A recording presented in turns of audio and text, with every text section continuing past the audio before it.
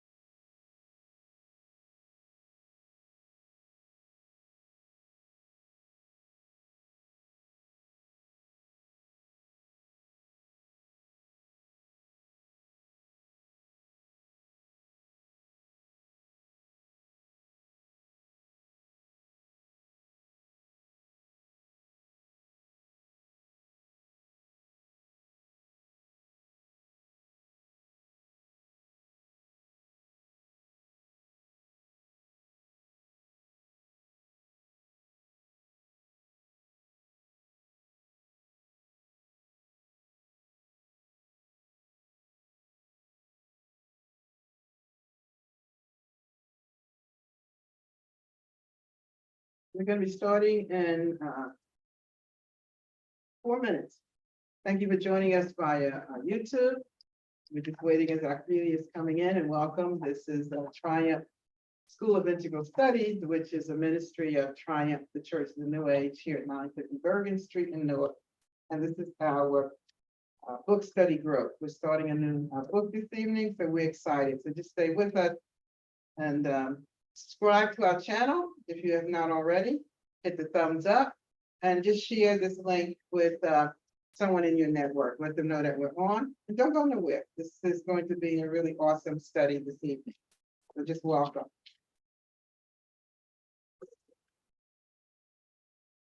The book we are going to be studying is Man, Child, and the Promised Land. You can find it online. There's also an audio book if you prefer that. And that's really a convenience now to just put it on and listen. So just stay with us.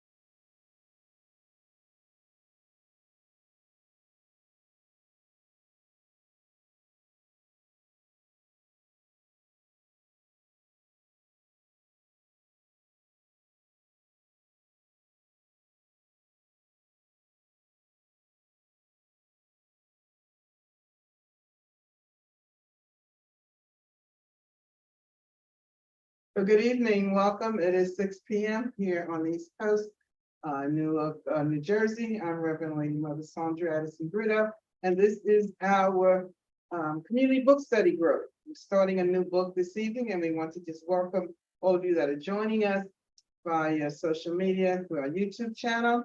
Our community is coming in, but I'm committed to starting on time. If we start on time, we'll end on time. So I want to just open with, come on in. I want to just open with a moment of prayer. Just give me a second. Thank you so much. Thank you. You have a good one. The pizza is hot and it's here.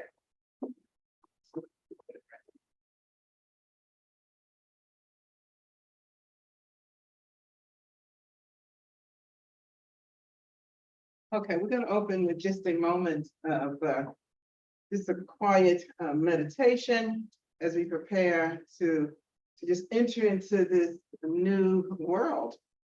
Whenever we read a book, you're entering into someone else's mindset, someone else's dream, someone else's vision. And so we want to just be able to clear the way within our own minds so that we're able to enter into that space and just navigate through what's being offered to us by this author. So if you would just bow your heads with me, and we're going to take a few collective breaths together, breathing deeply, inhaling, then exhaling on my Q. Let's breathe in.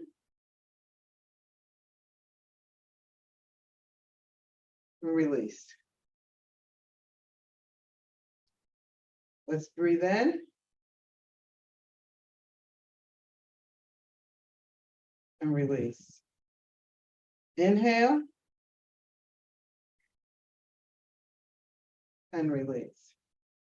As we gather here together in person, in the virtual space, we want to offer this time of study together to our collective good, the lifting of our collective consciousness, and to our collective learning.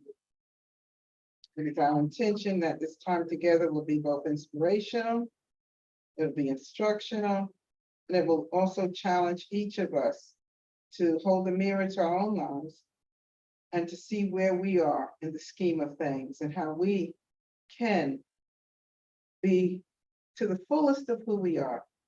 We bless the author that wrote this text and the labor that went into sharing it, and we just bless our time together. Ashe and amen. Okay, so I want to begin with just first, for those that are watching via YouTube, you can join us in the Zoom room. This way you're able to participate. Our Zoom login is on Triumph Life Center channel, Triumph Life Center, and the login is 566-003-8482. That's 566-003-8482. That's and then you can log into a Zoom room and then you can just share with us. So I want to begin by introducing the book. The book is, the title is Man, Child, and the Promised Land. I actually read this book, Brother Jones, when I was in junior high or high school, so many years ago. I read the text. It was a fresh new book at that time. It was written or published in 1965. So it was not too long on the shelves during the time that I read it. And it was intriguing because it was the first, if not one of the first books to capture the life of the inner city after that great migration from the South, where we saw many of our the ancestors, the descendants of former slaves, I should say, who migrated from the South, going north, some going west out to California way, some going, the others going north to Detroit, Chicago, New York area. And we saw this new phenomena of these cities or these ghetto areas being developed. Let me just let somebody in.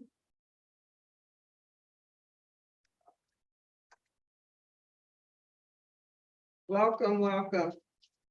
And so this book is centered in Harlem. Welcome, Sister Julie. This book is centered in the city of New York. It captures the urban and inner city living in Harlem, New York. And I was actually born in New York, but in the Bronx, across the river from Harlem.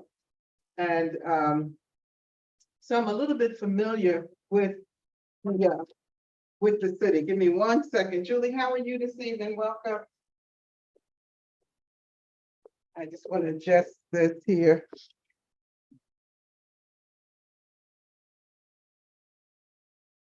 Got it. Okay.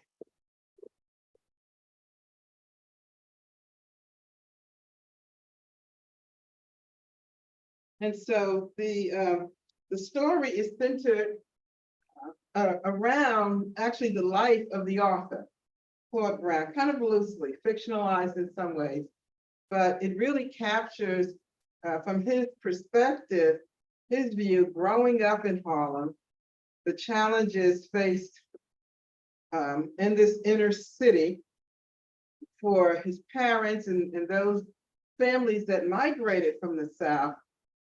It was a new experience living in the North. It was a new experience creating community.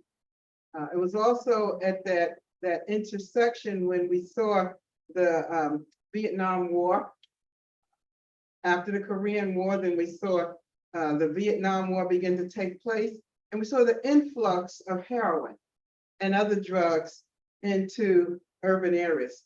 Poverty, on the heels of the assassination of then President John F. Kennedy. It's during that decade when we also lost Malcolm X. Later on, we would, Martin Luther King would lose his life, and others, John Kennedy's brother, Robert Kennedy, and others. Prior to that was Medgar Evers in the South. So it was a tumultuous time in our country and in the world. On the heels of the Cold War and the fear of communism and rising disparities within our country, especially as Black folks flooded the inner cities, Blacks and Hispanics, and poor whites that were immigrating to this country from places in Europe and other places around the world. So that's kind of the background and the setting for the text.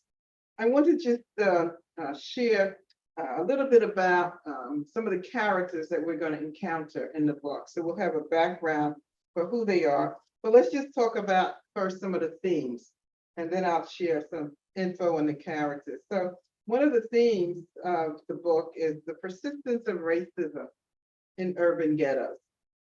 Because of the North and this great migration. So racism or segregation was still the way of the world in the South. For the Southern Blacks, segregation was still legal. It was the way that Black folks had learned to coexist with white folks in the South in this country. Migrating to the North, for many of them, they felt like they were escaping that kind of racism, like they were escaping that discrimination and segregation, because for the most part, there wasn't legal segregation in the North.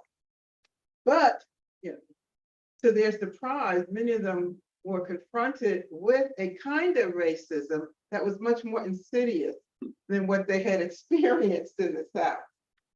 In the South, some have said that you kind of knew where you stood as a person of color. There were clear laws of segregation, and you knew, what side of the line you were on, and you knew how to navigate those spaces. Coming to the North, that wasn't so clear always, and so it was segregation, not legal, but imposed another way, imposed by poverty, imposed by housing, code restrictions, where Black folks were relegated, and poor folks relegated to certain communities. And we see the development of the inner city ghettos. So again, centered in Harlem. Have you ever been to Harlem? No, Harlem is really a beautiful place in many ways. It's where the Black Renaissance took place. A lot of Black culture, music, art had its roots and really burst forth or brought forth for the African American community. Our creativity expanded in Harlem. Simultaneously, we saw the rise, as I shared, of the poverty, the ghetto, the influx of drugs. And drugs, whatever community drugs enter in, they devastate the community. So that was no different with Harlem. We see that even now. Now we're calling substance abuse or drug addiction a disease. Back then, these were just throwaway people.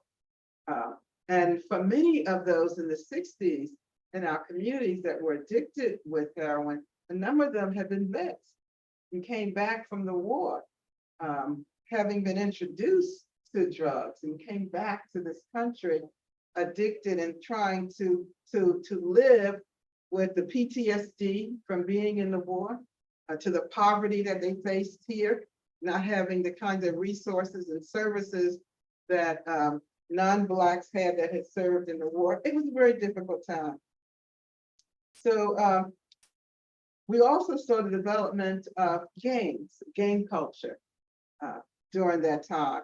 Gang culture and within Black communities, and in Harlem in particular. Come on in, Sister Jamie. Another theme that the book focuses on. And I'm giving these themes, just have a Hi. seat. I'm sharing these themes, so as you read through the book, you can pick up on these. And you can also maybe pick up on some themes that I don't mention. So it's not to say this is the only way to read the book, but just give you some things like a roadmap to look out for. Come on in, good to see you, Brother Red. So we have the theme that I just talked about, drug addiction, the urban ghettos. And another theme, though, which is important to know, is the one about mentees, having mentorship. And so this book, even though it focuses on the poverty and just the dire way in which young people and children lived, but it also showed how alongside of that, there were spaces with opportunities for those that were able to see them to find a pathway through and out. So faith communities, churches, and then other people in the community that were mentees. So there was somebody there that they could say, look up to, even if you were a 10-year-old, running the streets and thinking that your life was just destined to be nothing or end up in jail or dead or addicted to drugs. There were these few, not a lot, but there were those folks in the community that were there to send you or direct you in another way. Even at times, those who had fallen prey to the gangs or to the drug abuse, addiction, or to being in prison, they would caution the younger ones and say, don't go this way. They would try to school them and say, this isn't the path, don't use these drugs. Look at what it'll do to you. And so that's another important theme that I want you to look out for in the book. It also, though, the book also shows us the hopelessness that poverty and the despair and this kind of lack of just the basic needs that we have as humans when they're not met from a child's perspective, how that can instill in someone hopelessness in a way that perhaps our people had not experienced that in the South, because due to segregation, we lived in the South in these insulated communities where all we had were each other. And so we had built infrastructures where we had our own schools, we were the corner store, so to speak, the market. We grew out, had our farms, grew our fruits and vegetables. We had our churches, which were a big part of the community. And we had ways of supporting each other because we knew outside of our community, there was nothing and no one for us. When the migration occurred and we came north, there was this idea that this was kind of like the promised land. We were going to come up here and there's going to be, it's going to be different because segregation isn't here in the north and we're going to have opportunity for all the things that we thought we didn't in the South. But what we found was that we didn't have the infrastructure, we didn't have the support, and we were breeding in a way hopelessness amongst in our communities.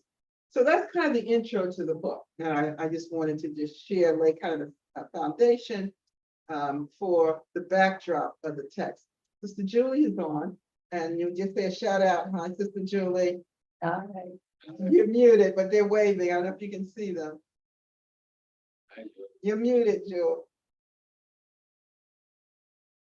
Yes. Go ahead. At any point, y'all just jump in, all right? This is a study, and we can all just share as something comes to your mind. Theory. Mhm.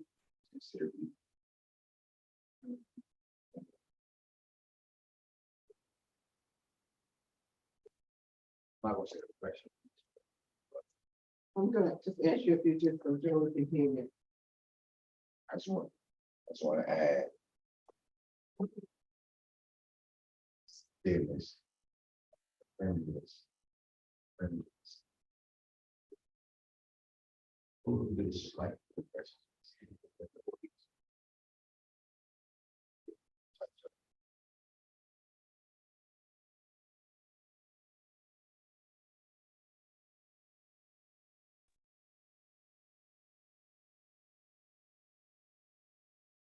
There's a lot of things I want to say here tonight, but I'm not going to say because I feel like, I'm not a back, I'm not a speak from your heart, whatever, this is a safe space, so speak from your heart, please. Issues about things.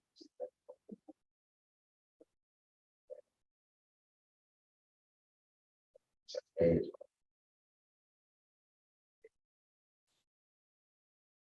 this is center.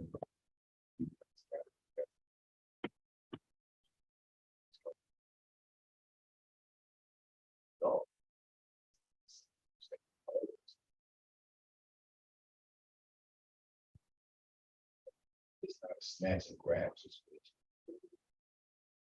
It's kindness, stillness, a realness. You just bring yourself to it. Yes. You're not judging nobody. None of that. My thing is, my heart is into this for real. For real. I'm not playing with this. I will come. It's up.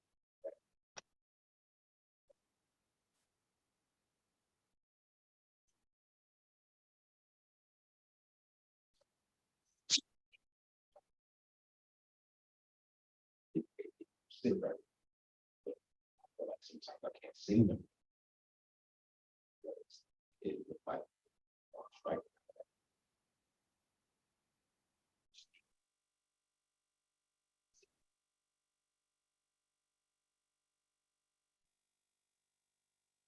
Take the topic of tonight. And this is subject, back to my mother. It's, trying to, it's just some things that I'm holding in. And it's balling. It's balling. But I just need to touch, stuff. Accept, go.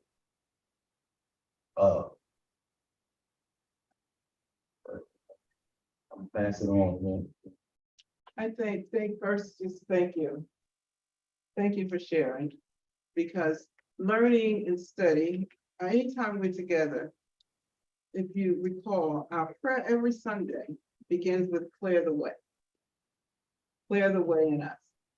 And if we don't have clarity in our spirit, and our community, and our mind, and our thought, and our energy, there's nothing else going on, right?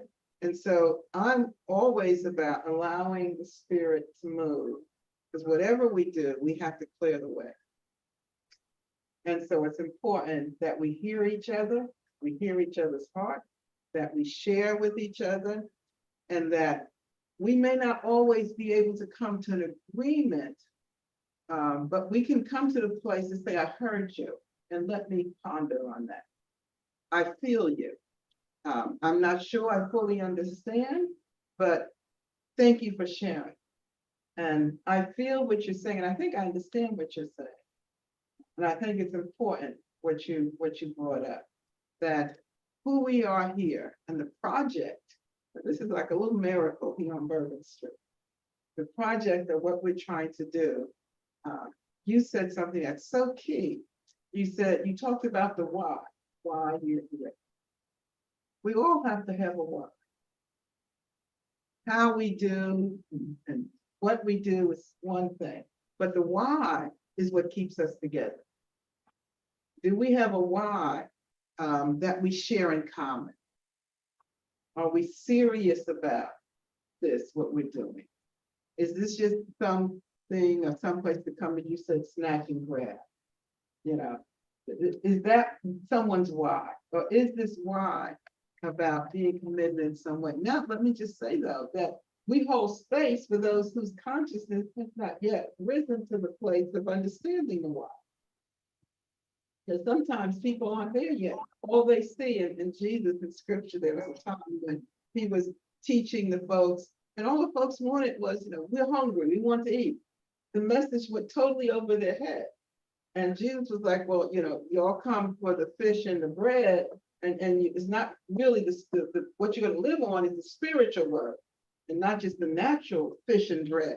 But he recognized that people aren't there. Everybody's not at the same level. And so we hold space. And by that, I mean, we allow ourselves to energetically understand that they're not there yet. They're not there yet. And it may take a minute from them to get there, and they may never get there because that's not in our power to do. But we also hold the space in its sacredness, holding ourselves as the light, holding ourselves with our pure intention and sincerity. That was important. Sincerity. That speaks to the heart, right? It speaks to the heart. Okay. I thank you for sharing that. Thank you. I appreciate each of you. This way is not an easy journey. It's not an easy journey. Can I give you a hug? Yeah.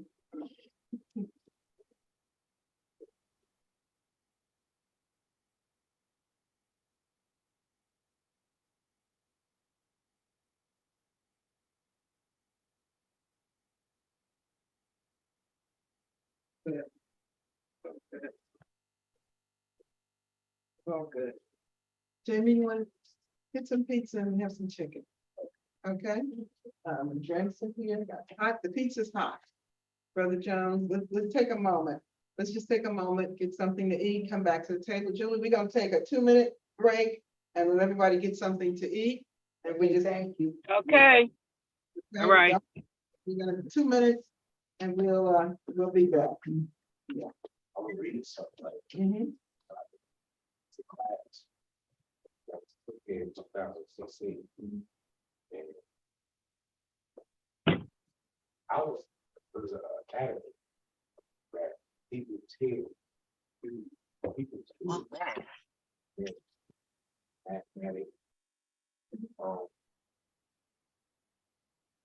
just feeling like Mhm. and I was reading. Oh, stuff that's something in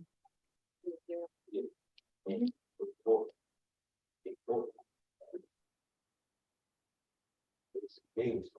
Yeah. Mhm. Yeah, I was here, that was our school. I was the principal of the school.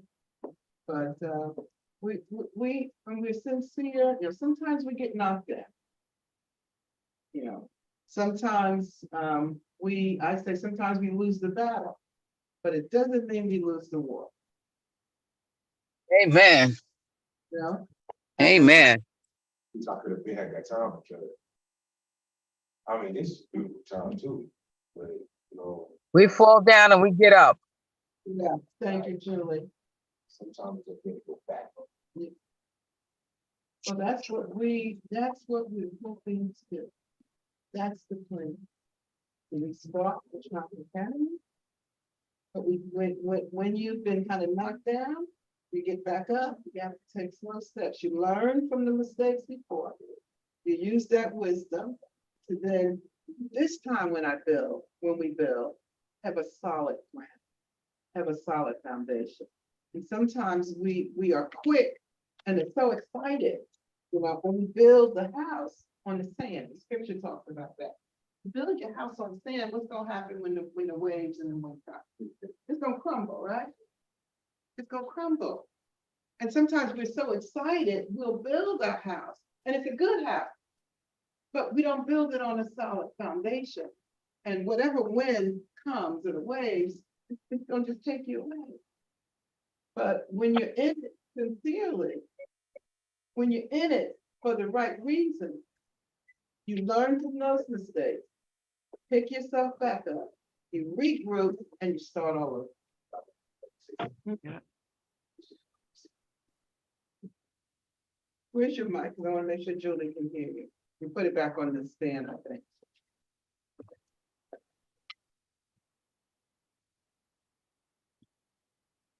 I want to say this. I come here And I know the past of it. But it's violent. Thing in my heart, violent. Hmm. Because unfortunate, but unfortunate. But she said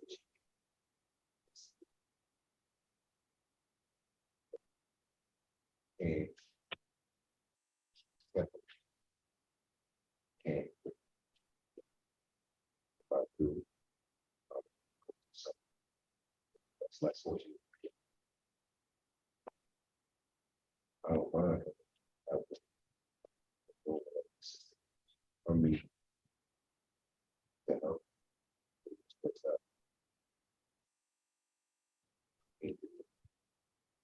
and I would say some things I mean, I might do some things. See that. Well, I know you. I know you would. But if I got a good community, it's what I'm something. Think about it's bigger. It's way bigger. And you're part of the team now. You are part of the team here. No one does this alone. None of us can do this work alone. And I recognize that. My husband and I were here and folks walked off and left us. It was he and I. I'm not. I'm not. We held it together as best we could. He got sick and I couldn't come because I had to take care of him. Then he passed, but I'm determined not to let it down. Not to let it down, not to let it go. And I know when I came here, I didn't know any of you all. But I came here knowing that the ones that would be this team were here, right here in this community. I knew that. I knew that you would walk through this door. I knew that you were being drawn here. I had no doubt about that. And that together, as we form a team together, we will make the impact. We will do it. Yes, together, together.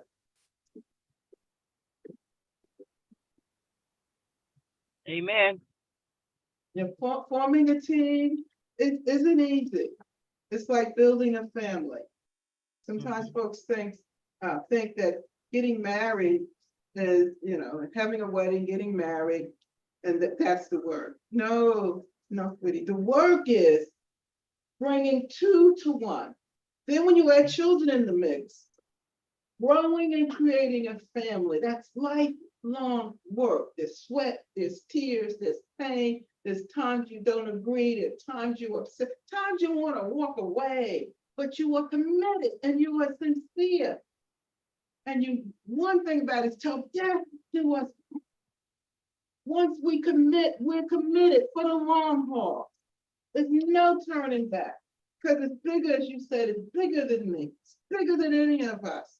We're called here to this community, I believe, to make an impact in this community. We are a miracle happening here to transform lives right here on these streets. I don't care how anyone looks when they come here. They come here in their situation. I see beyond the situation. I see the soil, that's the good soil, that all they need is that awakening because God is present with them. This community needs us. When we had the academy, we had people who had never been able to get a high school diploma, got their high school diploma, went on to the military, went on to get good jobs, went on to college. Sometimes, we fight each other rather than fighting the system. And one thing about a marriage, and one thing I knew with me and my husband, we didn't always agree, but we weren't gonna get out in public and fight. I don't care whether we left home angry with each other. You never know it when you see us in public because we were together, a united front. And when you are a team, you have to work together. You don't fight each other. Even if I'm upset with my husband, if someone try to attack him, I'm going after them. between us. That don't happen.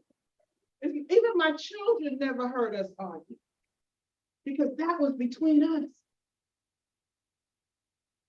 So when you create a team, you have to understand that we're not gonna always agree. And we might not even always like each other in the moment, but we're Hello? always a team. We're always a team. And that means we have one stated goal to win this fight that we're in.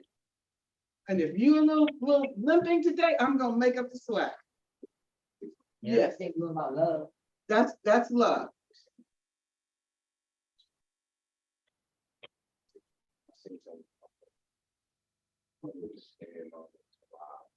Only God.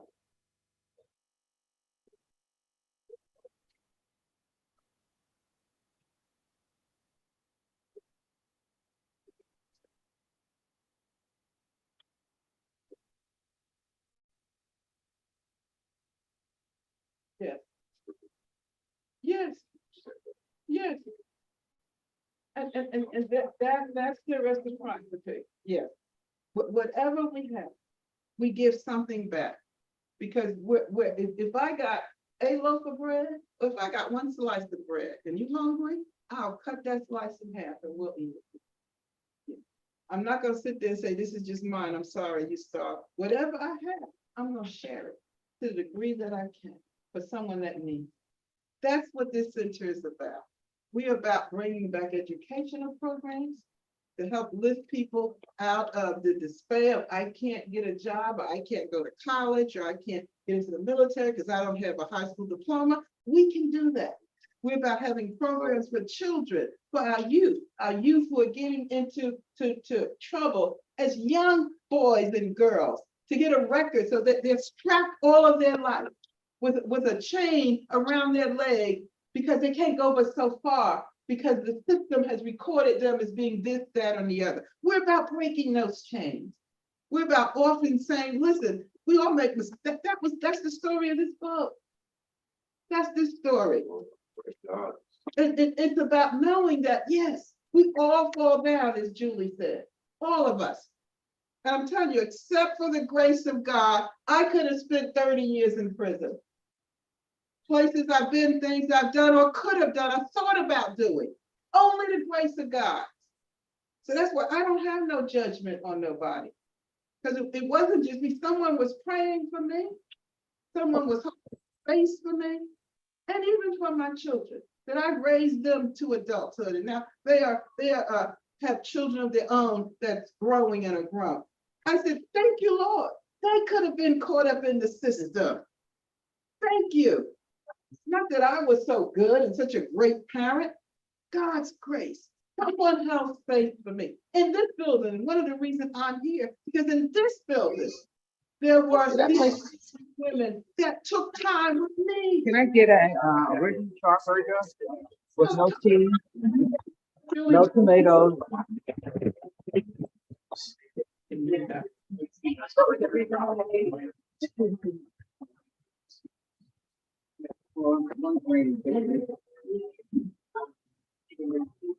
Loved me into life. When I was going through my situations, someone Bacon burger, loved me. no cheese, That's why I get that. barbecue sauce, It's like no it was grilled onions. And that's that's what it's.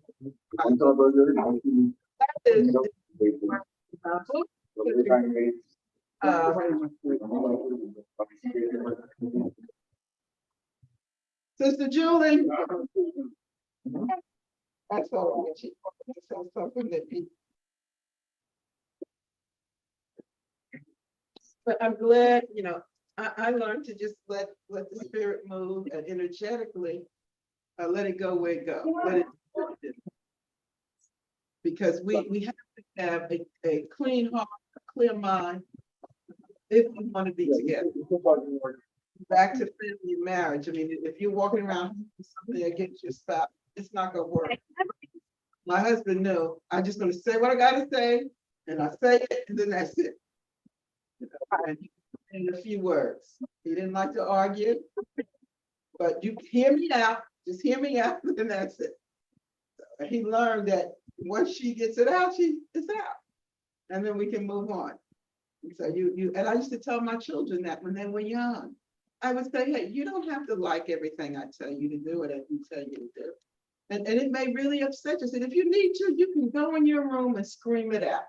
Don't break nothing you didn't buy. But if you want to go in your room and throw a pillow and scream, you do that. You do that. But you may need to release it. Or why? Or cry. Do what you need to do as long as you don't harm yourself, someone else, or damage something you can't pay for. Do what you gotta do. Because we all have to let that, that's how we move forward as a community. That's how we work together. That's how we grow. That's how we become our best selves. And we are far better together than we are by ourselves. You all energize me in ways you have no idea. You know, because the strength that I draw from just being in this gathering tells me that I'm not here in vain. You know, I'm not just showing up here and some Looney Tune in my head, you know, but that there is a purpose, you know, and I was right. That when I answered the call, just show up, and those who's supposed to be here will come. Just show up. So I showed up. And that's why I appreciate each one of you. Wow. Abdullah really, he set this off tonight. And you know, I just appreciate that because I never want us to have things unsaid. Secrets, things unsaid. When my husband passed and I put the announcement out, I think that I put it on here. I said, he left nothing undone. When there was no apology he needed to make. There was nobody he owed. There was nothing he needed to do. He didn't do. He left nothing undone.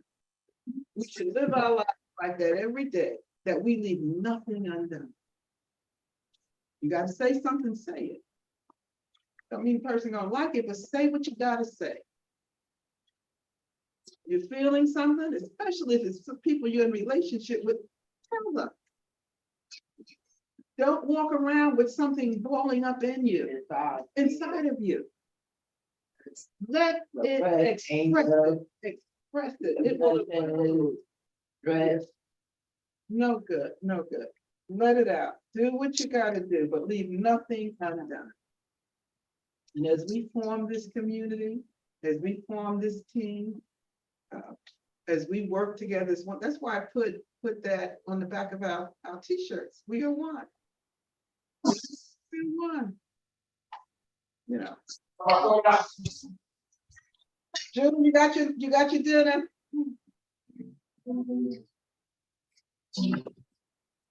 So we have 20 minutes left. And I just want to give you an idea of some thoughts that I had about how we could work through the book, how we could study this book. Because it seems like it's big, but it's not a hard read. I had gave an introduction, just a background for the book before you came, Carrie. But I want to just share who the main characters are. So we know who are the people in the book. And I thought one way to read through the book was to see which one of these characters maybe resonates with you, or you can identify with, or you can feel, or maybe the one that you least identify with, and you don't understand how they could be the way that they are. So for example, the main character is Sonny, and Sonny is based off of the author Claude Brown's life. His nickname is a nickname for Claude in real life. That was his nickname. He grows up, he has his mother, and so he has mother and father, but they're very different in the way they exist. He does mother. It starts next week. But he's don't. She didn't realize she's not muted. His father is there, but his father isn't giving him much fatherly attention. Instead, he has to make his own way in the street. You know, the man is there in the house, but we don't know what his father's story was. His father could have checked out a life a long time before. You know, from the South, he could have been so beaten down that he had nothing left in him to give. So it's not the judge's father, it's to say that he probably gave what he could. And we can't give what we don't have. Sometimes we down so much in life until we barely can give anything to ourselves. And that's when we have to just love them the way they are and accept them. I think I was sharing with you about your dad's side of the family. You know, some of the things that people do, we just have to love them at a distance. But so Sonny,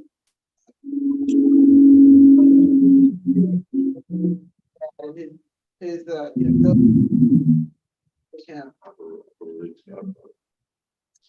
to Sonny. Yeah, I definitely went through that. So at 13, he gets shot trying to rob a fish and chip store.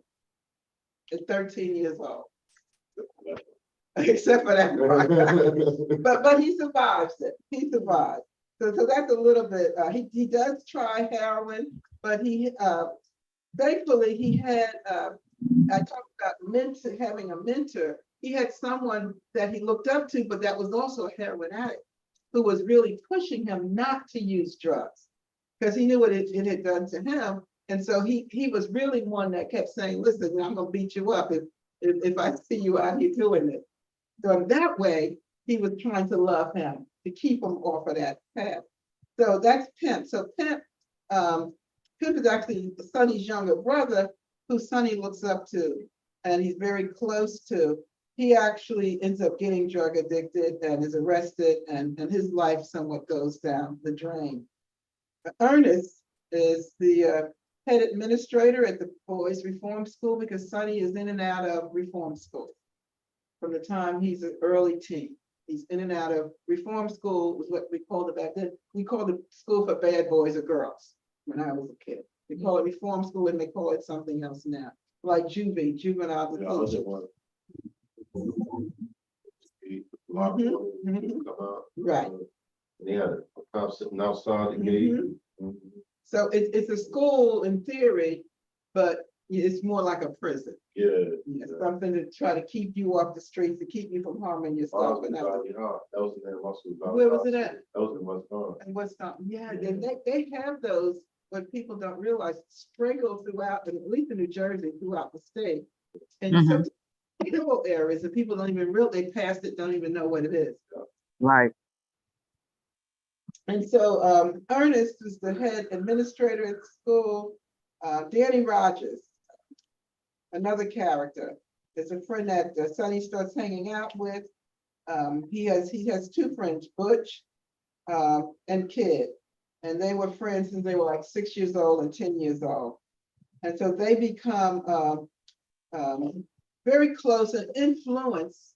They're great influences on Sonny as he's growing up, but we see how in positive and negative ways, how his one of the things that's interesting, during that time, you still had a lot of the moms and grandmas that went to church. Now, one of the things I think is distinctly different in our community, we don't a lot of the mothers or fathers, grandmas and grandpas that are in church or in mosque or in a faith community.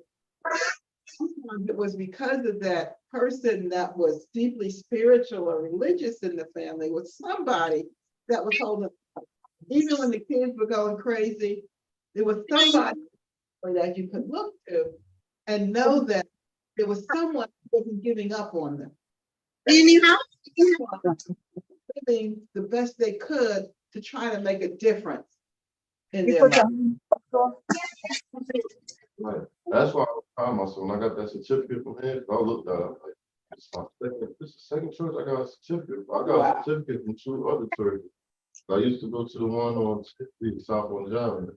I was in love with that church. And what I noticed too, when I used to go to church and I used to pray, a lot of stuff used to come. It was like when I switched, I turned Muslim, my mother got married. I started was trying to do their prayers and all that, I started thinking about like, word, I noticed like church was more for me, like. Because that's where you I feel probably it better. started. Yeah, very like I young. feel it better.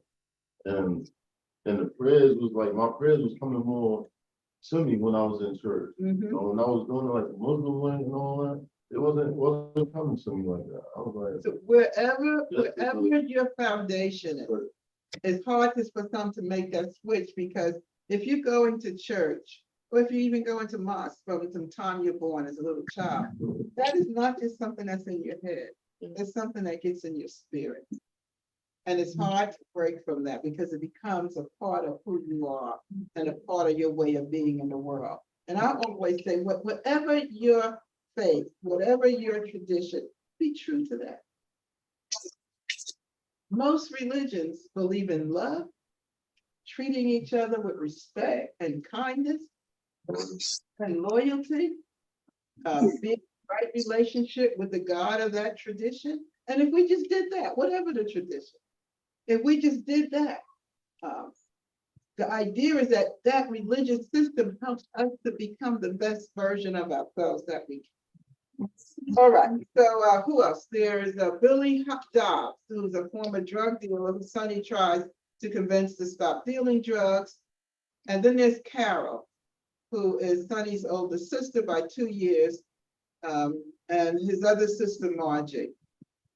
And those are basically the main characters in the book. And I wanted us to think about, as we read through the book, think about each of the characters. Which one do you think you identify the most with? And which one maybe that repulses you? Like, I don't know how this person could do that. One of the things I learned when taking a literature course is you always want to dig deeper into those spaces where not just the one you identify with, but why is this character, why do you not like that character so much? And sometimes we'll find our shadow in that character. What we're rejecting is really part of ourselves. So to look more deeply into who that character is. Can we write it out?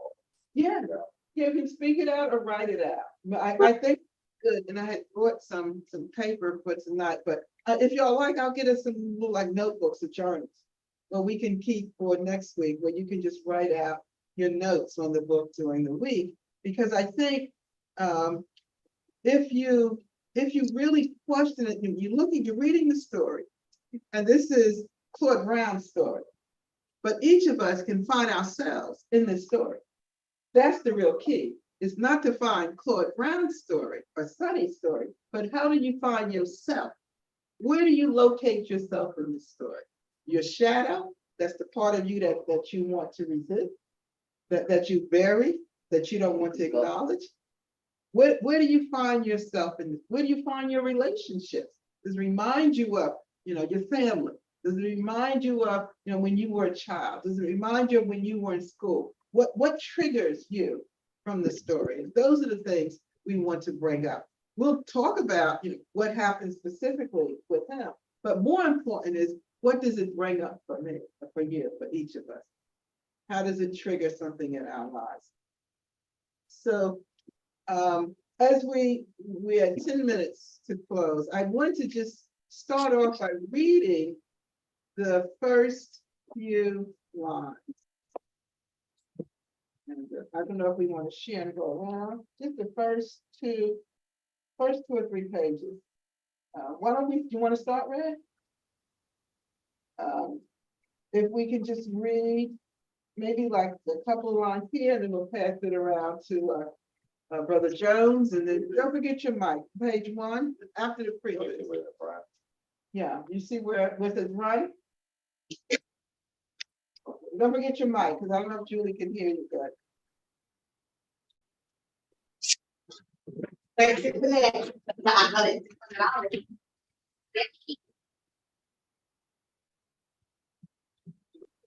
Okay. 6 months.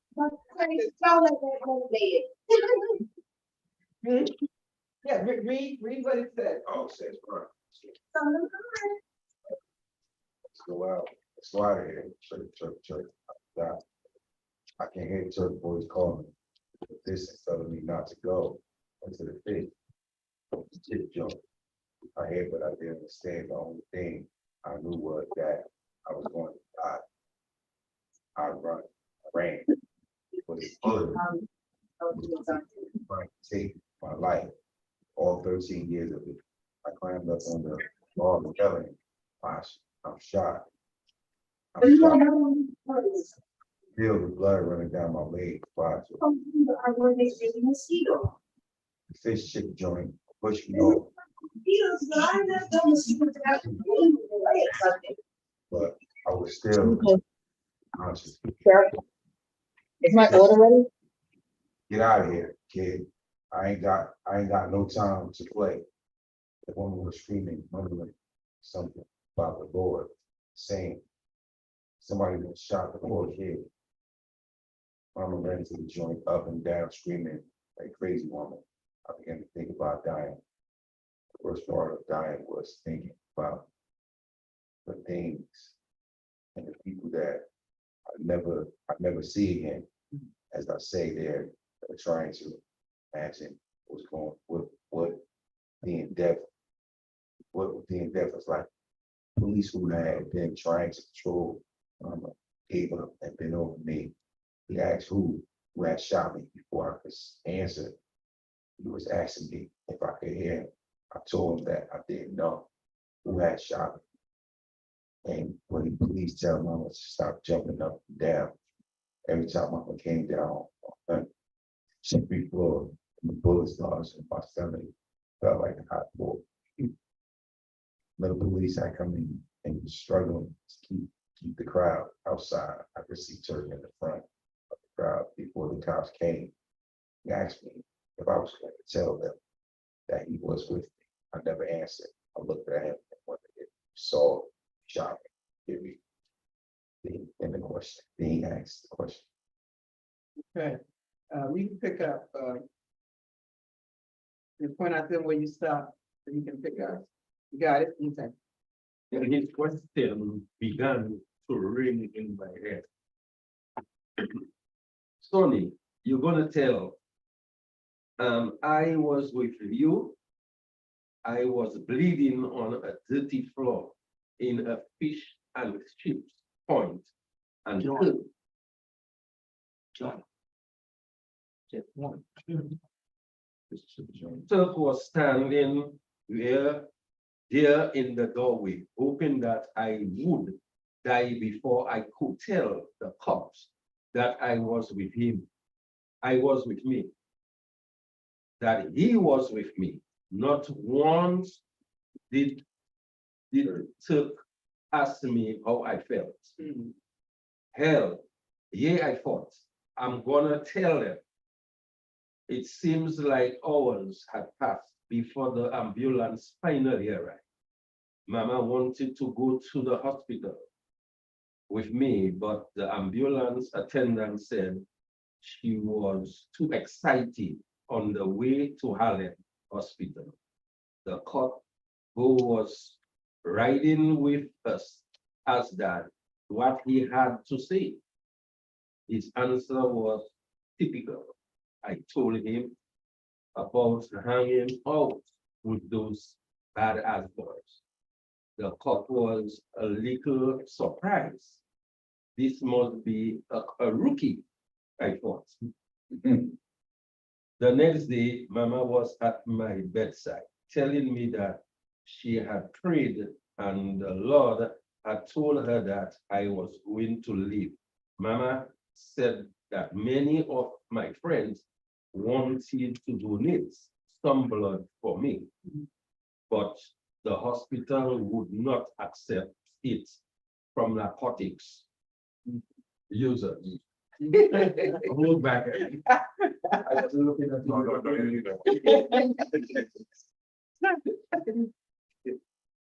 This was one of the worst situations I have ever been in. There was a tube in my nose and went all the way to the pits of my stomach.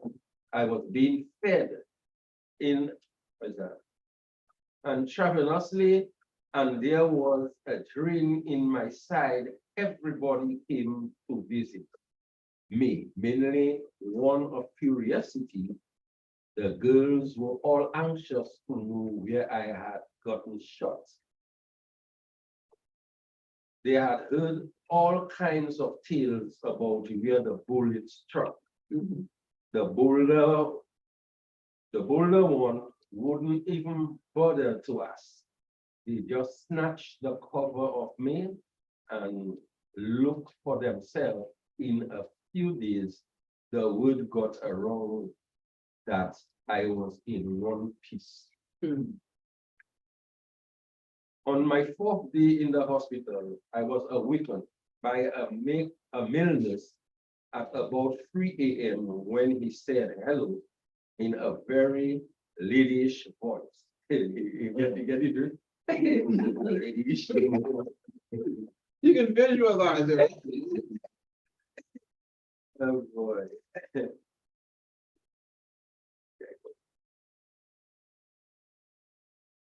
Thought that he come to the wrong bed on mistake.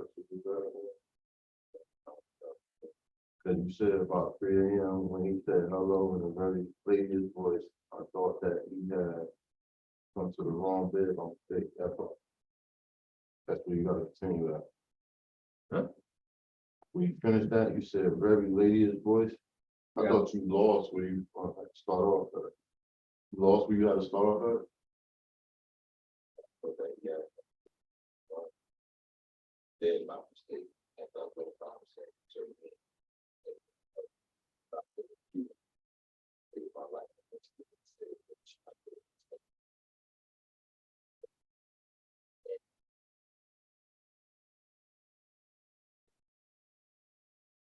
When you pick up, and we'll come back around to it. When he said hello in a very ladyish, Okay, now you got it. I thought that he had come to the wrong bed by mistake.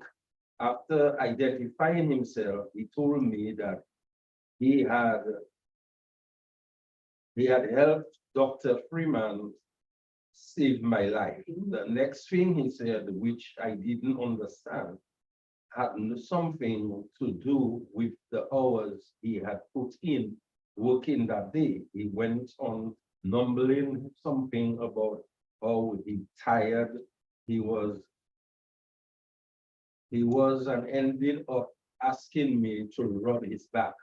I had already told him that I was grateful to him for helping the doctor save my life. While I rubbed his back, while I rubbed his back above The belt. the belt line.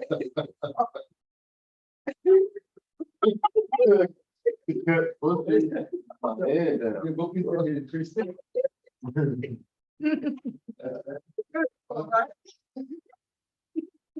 Boy, oh, no. Every time I could just think that I stick in a hole.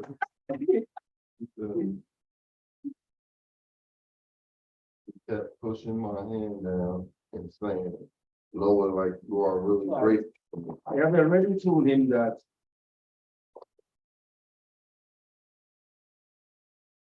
I'm coming back because of a church. Yeah, I'm in church, I'm gonna call out you home. Okay. I have already told him that I was grateful to him for helping the doctor save my life while I rubbed his back above the belt line. He kept pushing my hand down and saying, lower, like you are really grateful to me. I told him that I was sleepy from the needle a nurse had given me. He asked me to pat his behind after I had done this. He left. Now, he's 13 years old, remarkable, he's 13 years old. The next day, when the fellows came to visit me, I told them about my early morning visitor. Donnie said he would like to meet him. Tito jokes about being able to get a dose of clap in the hospital. But The gay guy with the tired back never showed up again. I bet you did. So the fellows never got a chance to meet him. Some of them were disappointed. After I had been in the hospital for about a week, I was visited by another character. I had noticed a woman visiting one of the patients on the far side of the ward. She was around 55 years old, short and fat, and she was wearing old lady shoes. While I wondered who this woman was, she started across the room in my direction. After she had introduced herself, she told me that she was visiting her son. Her son had been stabbed in the chest with an ice pick by his wife. He said that his left lung had been punctured, but he was doing fine now, and that Jesus was so good. Her name was Mistress Gani, and she lived on 145th Street. She said, by my getting shot when I did was the work of the Lord. My gang had been stealing sheets and bedspread of and bedspread of low life for months before I had got then shot. I asked this godly woman why she thought it was the work of the Lord or Jesus or whoever she began in a sermon-like tone, saying, son, that on the night that I had gotten shot, she baited her clothesline with 2 brand new bedspreads.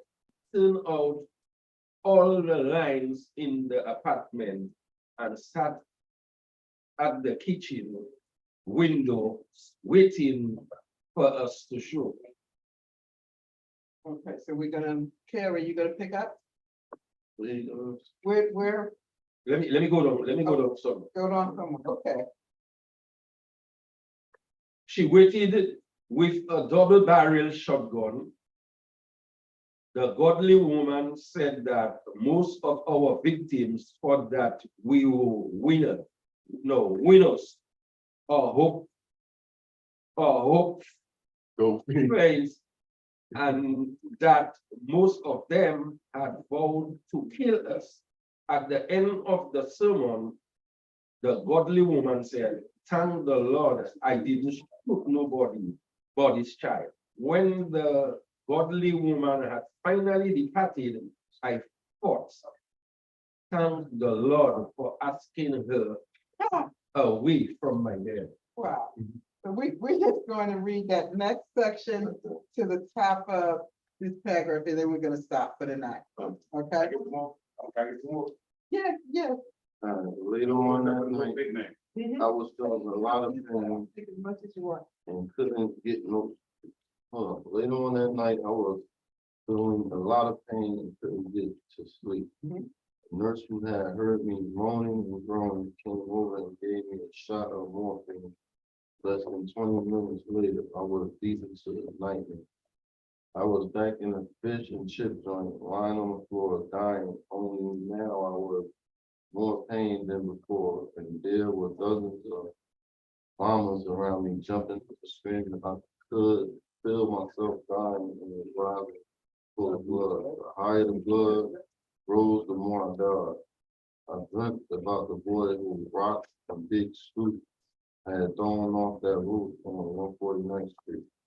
None of us had stayed around to see him hit the ground, but I just knew that he died in a pool of blood. Too, I wish that he would.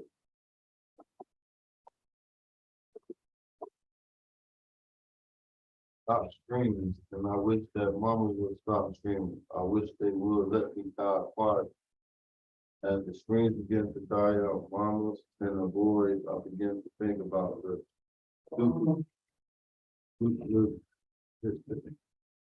dollar, dollar, Dilapidated.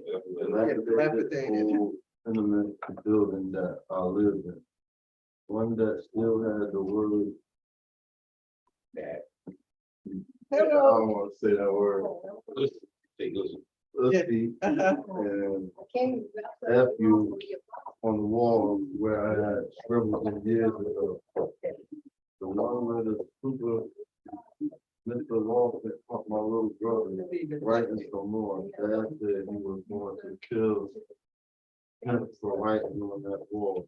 And the way he was beating him with the iron cord, I thought he was. Mama was crying, I was crying, and Pimp had been crying for a long time.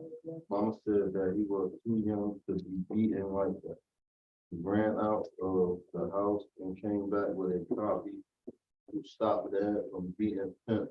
I told Pimp not to cry anymore, just to wait until I got big. I was going to kill Dad, Hmm. and he could help me if he wanted to. Remember, Pimp is his brother. This was the building where Mr. Lawson had killed a man 15 in the hall. I remember being afraid to go downstairs the morning after Mr. Lawson had busted that man's head open with a baseball bat. I could still see blood all over the wall. This was the building where somebody was always shooting out the window in the hall. They were usually shooting at Johnny D, and they usually missed. This was the building that I loved more than any place else in the world. The thought that I would never see this building again scared the hell out of me. I dreamed about waking up in the middle of the night 7 years before and thinking that Germans of the Japs had come in that building. Loud noise I heard were bombs falling.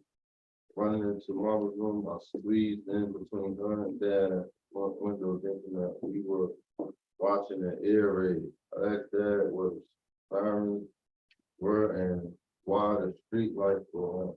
He said, "This ain't no air raid. Just a whole lot of niggas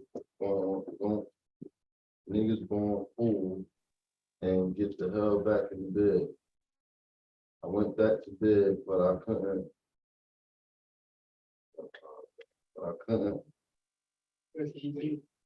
go to sleep. The loud screams in the street and the crashing sound of falling plate glass windows kept me awake for hours. While I listened to the screaming, I could see mothers running with babies in their arms, grown men running over women and children to save their own lives, and the Japs stabbing babies with fire. Just like in the movies, I thought, boy, I sure wish I was out there. I bet Stinky brothers are out there. The Indian Bush are probably out there having all the fun in the world. So think about that. Let me give you some context. I don't know if you all know what air raid is. When I was growing up, when I was a kid, because there was, Plane line, no, it was the Cold War. We were in the US, it was on the heels of World War II, we were now in the Korean War. And so we were under, here in this country, this constant threat, at least what the government was telling us, that we could be bombed. So the school that I went to, and this was sprinkled throughout the country, was one, what they call the air raid shelter. So you know how they have fire drills now? We had air raid drills. And the air raid is a real scary sound. When that air raid came, it meant that a bomb was coming. Big noise. Yeah, it made this noise, this screeching, I can't even describe it. Far worse than a fire. Amber Alert. It's worse than that. We would all have to go down into the basement to the cellar of the school. Because and they would do that to prepare us. So if there was a real bomb threat. And people in the neighborhood, when that alarm went off, they were supposed to come to the school. Because there was air raid shelters throughout the city for the community. We don't have those anymore. I mean, the closest thing we came to that was 9/11 when they dropped the bomb, the plane into the World Trade Center. but they haven't had the air raids in a while. The other thing I thought was interesting is that he's talking about, that he's dreaming about the building that he lives, It's a dilapidated building where, you know, someone's gotten killed and all these things. But he loved that place. Right? So think about that contrast. And we think, when we read or we see communities where there seems to be so much poverty, we don't think there's any love there. People on the outside.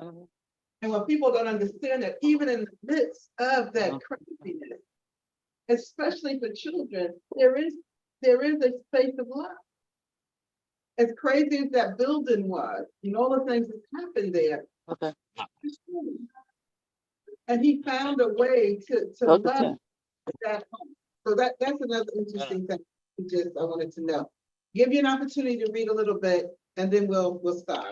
Let everybody know where you're picking up at, and then we'll end. I didn't think you were like this much.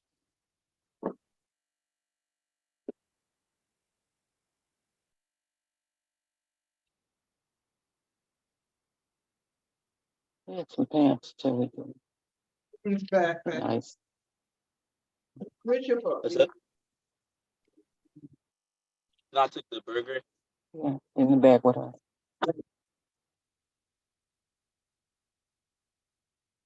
We skipped, we went past one. but first Here we we- 1, 2, you should be on like page 3, I think. Page 4, maybe page 4. So we read It's stop screaming, I wish that, will stop screaming. page 4, For, page 4 at the top. That screens. no, he stopped right here. This was the building, Mr. Lawson that killed the man. Oh, yeah. He stopped right there and said, how. So that's where he stopped. Okay, Yeah, so you start from Go right back there. to the- I dream about waking up. Okay, all right. A little boy, I see the boy. the pen, stage. I dreamt about waking up in the middle of the night 7 years before and thinking that the Germans or the Japs had come and that loud noises, I heard loud noises, I heard where bombs fell falling. Running into mama's room, I squeezed in between her and dad at the front window. Thinking that we were watching an air raid that where the sirens were and why the street lights were on. He said, this ain't no air raid. Just a whole lot of niggas gone. A whole lot of niggas going food, right? Going food. And get the hell back in that bed. I went back to bed, but I couldn't go to sleep. The loud train and the street and crashing down of place, glass, windows, kept me awake for hours. When I listened to the noise, I imagined bombs falling and people running through the street screaming. I could see mothers running with babies in their arms. Grown men running over women and children to save their own lives. And the Japs stabbing babies with bayonets, Bayonets. Mhm. bayonets, just like in the movies. I thought what I saw when I was out there. I bet the Sticky Brothers are out there. Danny and Bush are probably out there having all the fun in the world. Okay, so, you want to read a little bit, and then we'll end with Brother Jones. Yes. Pick up there. That was good, Jim. The next day, I would run out of the house, like underwear, socks. I would run out of the house without underwear, socks on. I gave my mom, boy, come back here. And put a hat or something on your head. When I reached the school, I was knocked back to the hallway by a big man carrying a hand under his coat. I looked up at him wondering what was going on. He reached down with one hand and snatched me up, still holding the hand under his coat with his other hand. He stood up against a wall, ran in the hall with his hand. Before I had a chance to move, other men came running through the hall. Case of whiskey, a sack of flour, and a carton of cigarettes. Just as I unplugged I'm glued myself on the wall. I stared out the door for the second time. I was blow over again. This time by a cop with a gun in his hand. He never stopped. But after he had gone a couple of yards in the hall, I heard him say, look out, kid. On the third try. I got out of the building, but I wasn't sure that this was my street. None of the stores had any windows left.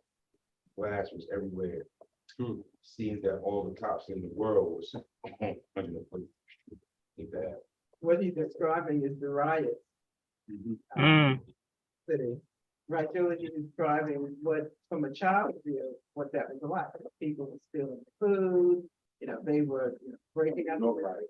Yeah, no, that would have been before the Newark riots. That may have been the riots after Malcolm was killed.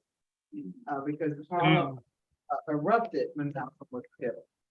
Yeah, so that may have been, that's what he was describing. All right, Brother John, we'll end with you. You know where to pick up? Oh, the next cop I asked, I was right. The next cop I asked told me that a riot was what had happened the night before. Putting two and two together, I decided that a riot was a whole lot of niggers gone fool.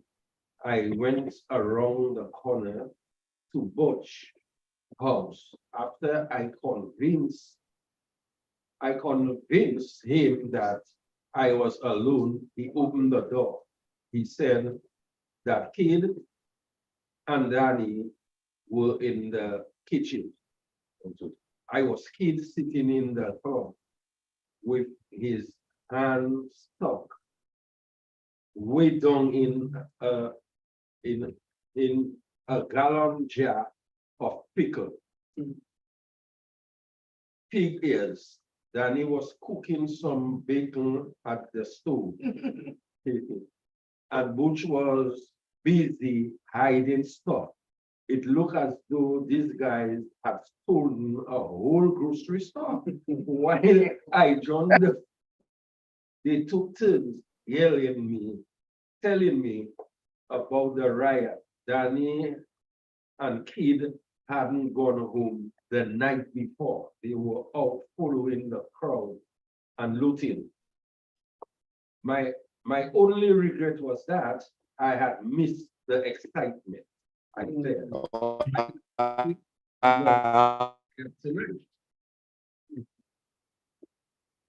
then Butch had me can get in it.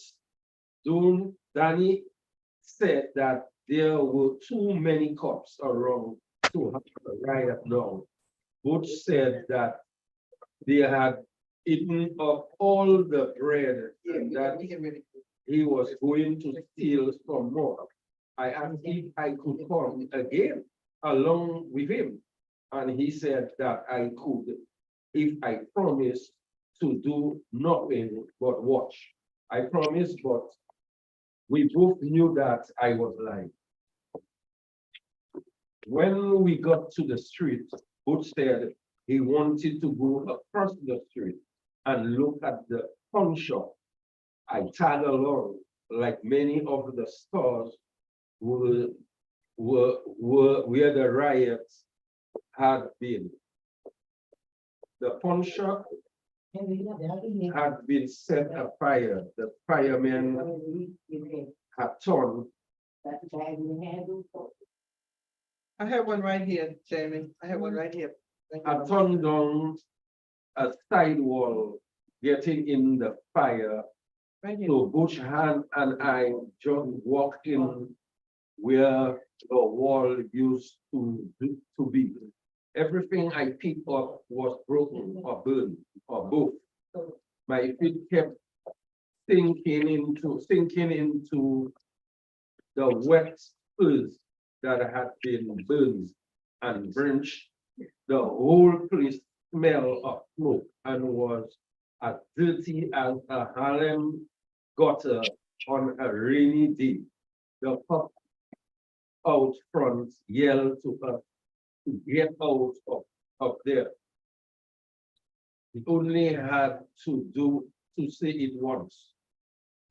After stopping by the seaport at the seafood joint and stealing some shrimp and oysters, we kept to what was left. Groceries. I'm on a meet. And walk out. He told me to come on, but I ignored him and went into the grocery store instead. I picked up 2 loaves of bread and walked out. When I got outside, a cop looked at me and I ran into a building and through the backyard on Butch's house, running. You don't want to do the thing. Yeah, just we do. That I had. So therefore, we need to pause. All right, we are into that section? All right, so for next week, we went over tonight, but it was needful because we need to clear the way before we got started. So, next week, what I'm gonna ask us to do, if we can read through page 62 between now and next week. Page 62, Friday, I'll try to bring the journals for us to take some notes. And we'll write in our journals what character or what situation spoke to us, or what, we wanted to push away and how we experienced that. So we'll pick up and we'll talk about from our journals next week, and then we'll do some more reading together, okay? All right, we're gonna just close out with prayer. Julie, thank you for being here. Oh, thank you. You can hear us okay. Brother Carey. Yes. I want us to just pause a moment before Jamie goes. I'm gonna ask the professor if he would close us out in prayer. Grab your mic. Okay, who's going ahead? Or you can come around here and do this one. This way you have the camera. Okay. We're just gonna close us out in prayer, whatever you want to say, and just close us out in prayer. And pray, I say, thank you, Heavenly Father. You have a sister, everybody here, sister that's home, that's looking in. Thank you. Thanks God to bless you and your family. I said, watch over everyone tonight, and you leave here, families, bless us in good health, Father. In Jesus' name, I pray, amen. Amen. And Yeah, well done. Well done. amen. Thank Thank you. you. That's your Oh, book. okay, here. No, this is your book. Oh, thank you. Yeah, thank you, Okay. Julie. Thank you. It was beautiful. All righty, take care. Okay, see you Saturday. All righty. No,